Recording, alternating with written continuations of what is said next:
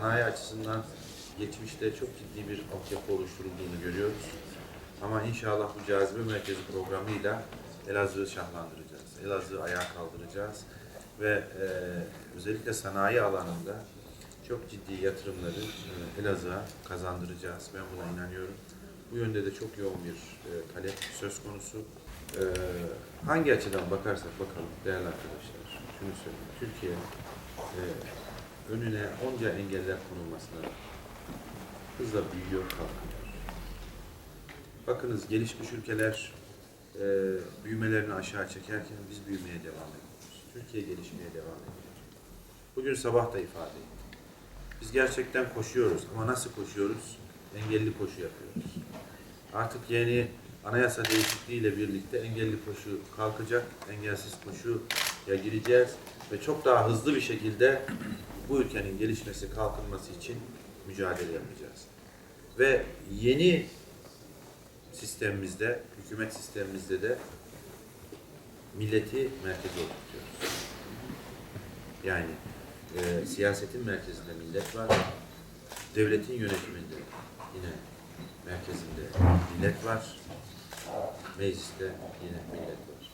Hangi açıdan bakarsanız bakın, ister yasama, ister yürütme, ister yargı artık merkezde millet olacak. Dolayısıyla milletin vesayeti dışında hiçbir vesayeti de biz kesinlikle kabul etmiyoruz. Milletimiz ne derse bizim söyleyeceğimiz olur. Biz bu konuda son derece hassasız. Son 15 yılda bizim elde etmiş olduğumuz başarının sırrı da budur.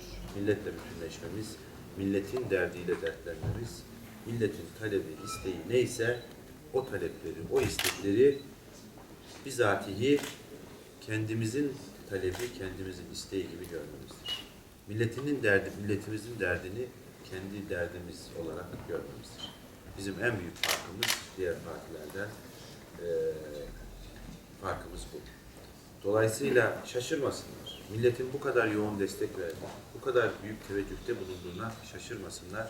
Çünkü biz bundan sonraki süreçte bugüne kadar olduğu gibi yine milletle bütünleşmeye, milletle kaynaşmaya, milletin derdiyle dertlenmeye devam edeceğiz. Halktan korkan bir parti olur mu? Şimdi şunu düşünüyorlar. Ya bu anayasa değişikliğini ne yapalım da işte bir anayasa mahkemesine mi götürelim? Nasıl engelleyebiliriz düşüncesi içerisindeler. Halka gitmekten niye korkuyorsun? Şu kadarını söyleyeyim. Halkıyla, milletiyle dertlenmeyen, milletin derdine sahip çıkan, milletin düşüncesini dikkate almayan, milleti küçümseyen hiçbir kurum, hiçbir parti bu ülkeyi yönetemez arkadaşlar. Millet bunlara destek vermez. Ama halkın derdiyle dertleşen, halkıyla bütünleşen bir parti güçlenerek, büyüyerek bu ülkeye hizmet etmeye devam ediyor. İşte AK Parti'dir budur. Şimdi Elazığ bugün 4. bölge teşviklerinden yararlanıyor. Doğru mu? Evet. 4. bölge teşviklerinden yararlanıyor. Cazibe merkezi program uygulamaya koyduk ki Türkiye Cumhuriyeti tarihinde ilk defa bu kadar kapsamlı yatırımın başından sonuna kadar olan süreci bir bütün olarak kapsayan ve destek mekanizmaları olan bir programı başladı. Biz istiyoruz ki Elazığ sanayinin güçlü bir merkezi olsun.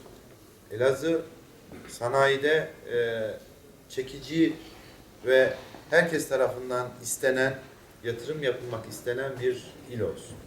İşte bu çerçevede biz de çalışmalarımızı yaptık. Biraz sonra sanayicilerimize, iş adamlarımıza bunu da anlatacağız. Ama teşvik açısından sorarsanız hem cazibe merkezi programı teşviklerinden yararlanacak vatandaşlarımız hem de organize sanayi bölgesinde yatırım yapan kardeşlerimiz 6. bölge teşviklerinden yararlanacaklar. Organize sanayi bölgesinde tekrar ediyorum, yatırım yapan kardeşlerimiz 6.